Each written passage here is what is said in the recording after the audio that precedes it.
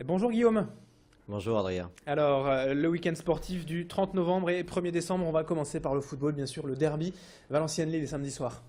Ah oui, un derby remporté par le LOSC, 1-0, un but de Rodelin à la 46e, juste après le repos, quelques dizaines de secondes, 54 secondes exactement, et Rodelin qui marque. Alors malgré tout, bon, c'est une très belle opération pour le LOSC, une opération compliquée pour Valenciennes qui s'enfonce encore un petit peu, qui est toujours relégable.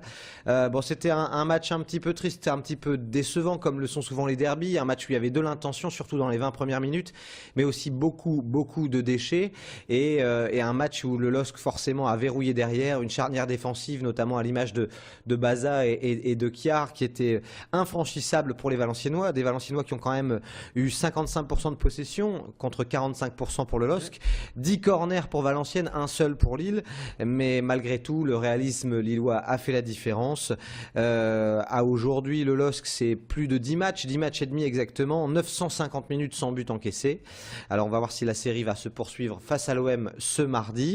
En tous les cas, le LOSC avec cette victoire est très serein, a encore pris les 3 points, ils en sont à 33 points. Vous imaginez, c'est assez exceptionnel. Même l'année où le LOSC a été champion de France, Le temps de passage n'était pas à ce le moment-là. temps de passage n'était pas aussi bon qu'il ne l'est aujourd'hui. Donc c'est un très bon résultat parce que Lille va vraiment jouer sereinement face à l'OM.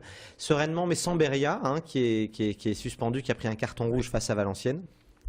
Et puis, à l'inverse, Valenciennes qui s'en va en déplacement à Nantes demain à 19h, bah, ça va être un peu plus compliqué. Du côté de la Ligue 2, bah, c'est Lens qui a perdu à Nancy, 1-0. Comme Boiré l'a dit, pour gagner à l'extérieur, il faut du cœur, il faut de l'envie, ce dont son groupe a peut-être manqué face à l'équipe lorraine.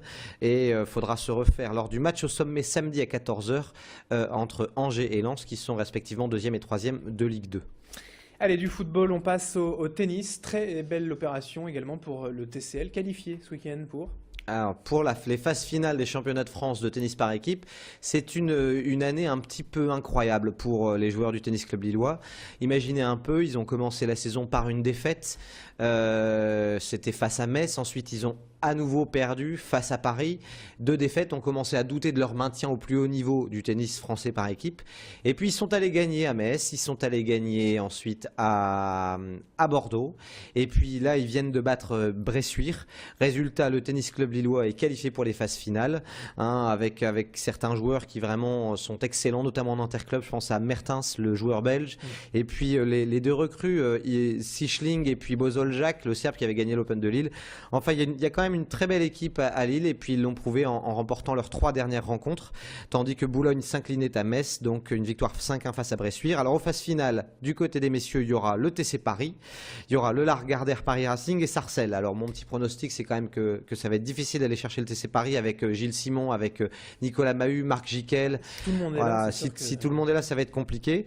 Par contre, il y a quand même peut-être une chance de titre pour la région avec Denain, puisque Denain, championne de France en 2012, pas présente en 2011, pardon, pas présente en phase finale en 2013. On espère qu'elles seront là pour le titre 2014. Hein, donc ce sera à Marc-en-Barœul, à la Ligue des Flandres, les 14 et 15 décembre. Voilà.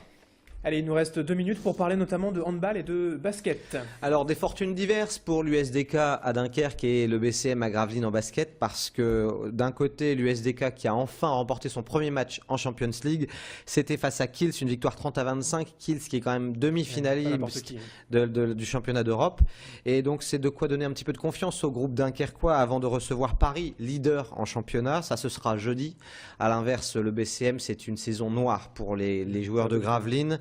Une défaite en plus. Aujourd'hui, le Gravelines Dunkerque est 15e de Pro A. C'est du jamais vu, hein. Ces dernières saisons, Gravelines jouait plutôt les premiers rôles en élite de basket français. Et là, ils sont 15e. C'est vraiment compliqué pour les protégés d'Hervé Bedlem cette saison. Et puis des garçons en basket, on va tout de suite passer aux filles pour saluer la très belle victoire de l'ESBVA. Le SBVA qui est allé gagner à Bourges, exceptionnel vraiment cette saison, les Villeneuvoises qui ne perdent que très rarement, donc ça va très bien à Villeneuve, à contrario pour Lille en Pro B qui chez les garçons à Lille et Orchy qui ont respectivement perdu face à Saint-Quentin et Évreux, donc en Pro B c'est compliqué pour les 2 clubs de la métropole lilloise, à contrario aussi de Boulogne et du Portel. Boulogne qui malgré une défaite face à Aix-Maurienne est toujours leader de Pro B. Et le Portel qui a mis un pied sur le podium grâce à une victoire face à hier Toulon. Et puis enfin, difficile victoire en rugby du LMR hier après-midi. Ouais, le LMR qui avait surpris son monde en battant Massy à domicile. Eh bien, le LMR l'a emporté face à Dijon, mais plus difficilement 21-15. Donc au final, aujourd'hui, Lille est 3e ex aequo. Ils ont 6 semaines pour se refaire, récupérer des joueurs qui vont rentrer peu à peu de blessures. Leur prochain match, ce sera d'ici 6 semaines face à Saint-Jean-d'Angély. Voilà, mais ce fut dur lors de ce match, mais l'essentiel y est avec une bonne victoire quand même. Allez, je vous accorde encore 20 secondes pour parler de volleyball et des filles de Marc. Ouais, une déception puisque les joueuses de Marc espéraient pouvoir jouer les playoffs et puis elles ont dû dire au revoir à ces fameux playoffs. Elles joueront les playdowns suite à la défaite face à Vannes à domicile 3-0. Merci Guillaume, on a été donc complet sur l'actualité sportive de ce week-end. Merci d'avoir été avec nous. Merci Adrien. Guillaume Van der Schaak, donc le rédacteur en chef de Sprint, tous les lundis avec nous pour faire le point sur l'actualité sport du week-end. L'actualité en général continue sur Grand Lille TV dans un instant. Météo et trafic à suivre.